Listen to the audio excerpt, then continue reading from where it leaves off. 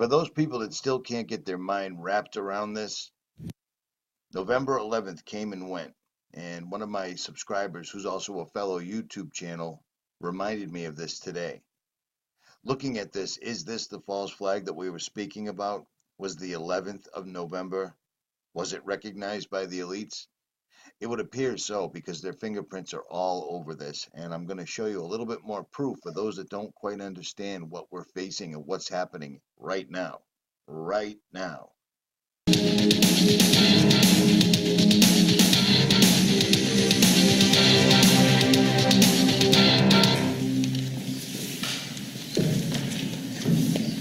I was a meter reader for 9.5 years with PG&E in the Marin office before I was illegally fired because I was not intimidated in being quiet with the problems I saw firsthand regarding smart meters inaccuracy.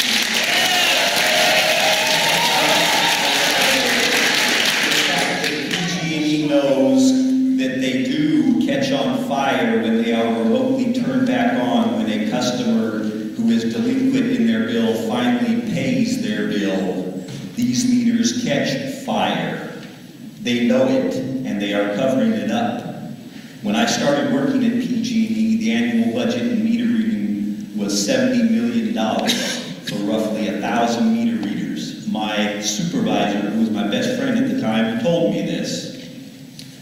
The Public Utility Commission and PG&E continually lie to the customers, saying it is a $2.2 billion system, when the Public Utility Commission and PG&E, when questioned by a law firm suing over smart meters, admit it's a $10 billion system. PG&E tells their own employees it is a $10 billion system. That makes this illegal because it is a crime of fraud against the consumers of California. When you divide the annual cost of meter reading into the $10 billion, this system never, ever, ever comes close to breaking even. You cannot allow PG&E to charge extra for a meter reader to come read a customer's meter when they already do it infinitely cheaper. I also like to point out the fact that no one else in PG&E does surveys for the gas department but the meter readers. So there you heard it, from an actual person that worked for PG&E doing the job of reading meters. Why would they let go of meter readers and institute a system that costs far more than actually paying people to go building to building? That sounds kind of like a conspiracy, doesn't it? Well, when you think about this fact right here. Check this out. President, Vice Chairman of Rothschild Incorporated.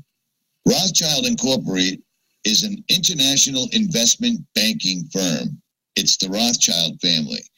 Now, the reason I'm showing you this is Mr. Kimmel has been a director for the PG&E Corporation and Pacific Gas and Electric since 2009. So again, why would they set up a system that cost almost 5 times more than actually using meter readers to read the meters? Meter readers weren't setting people's houses on fire. Smart meters are. Well, because it's part of the plan, like we've been telling you over and over and over again. They're remotely starting these fires and causing thousands of people to lose their homes.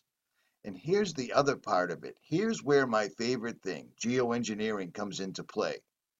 These fires could have been put out, but instead, this is what happened. Massive fires in Southern California and also in Northern California. Let's not forget about Northern California. The town of Paradise, they've lost 6,000 homes. 6,000 homes. Okay, so we're not seeing much about that on the news down here because of all the news about the Thousand Oaks fire, and that has blown south into Malibu. But take a look at what's going on here, folks. This is an opportunity for rain, to say the least. This should have moved in 2 days ago, and instead we have a blockade. The terrorists controlling our weather have installed, and this is just really astonishing when you look at what's going on here. We have the jet stream flowing up and back down towards Nevada and California. What do we see here? We've got high pressure that is literally evaporating this moisture pattern. And we have these idiotic stooges on television, these morons that are being paid, overpaid, to lie to the public. They're not showing us this map. They're not showing these maps. This is the water vapor map for the Northeast Pacific. This is the GOES West water vapor map for the Northeast Pacific. And we have opportunities for rain moving through Mexico. All of it's being blocked. And so these fires, which started on Friday, could have easily been stopped and prevented by allowing the rain in last week. We had a lot of chemtrails here a week ago. We all remember that, the heavy chemtrailing in the skies, which prevented the rain. We've been gypped out of many inches of rain. And here's another example of that happening right here. Look at the size of this moisture field right here, this jet stream river of water. And we have the jet stream right here flowing back down. And what do we see? High pressure installed directly on top of the jet stream right here. So we have high speed flow, and we have an evaporation pattern, and an astonishing evaporation pattern right on top of the jet stream. So not only are they using chemtrails with the barium, strontium, and aluminum, which are some of the basic elements you'll find in thermite, not only are they littering the skies with it prior to it, they have the smart meters to actually ignite it, and then you can use weather control to prevent rain or use the wind to make this even worse. Is it starting to make sense now? It's Agenda 21 or Agenda 2030, but it doesn't make any difference what you call it because the Rockefellers or the Rothschilds are behind it one way or the other. Richie from Boston. Like, share, subscribe, or don't. I'm out.